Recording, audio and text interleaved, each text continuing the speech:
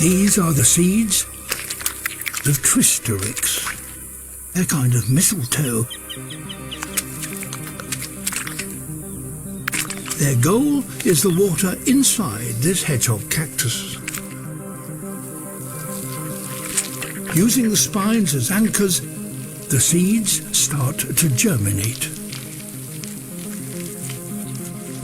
Each produces a long probe with which to try and locate the cactus's skin.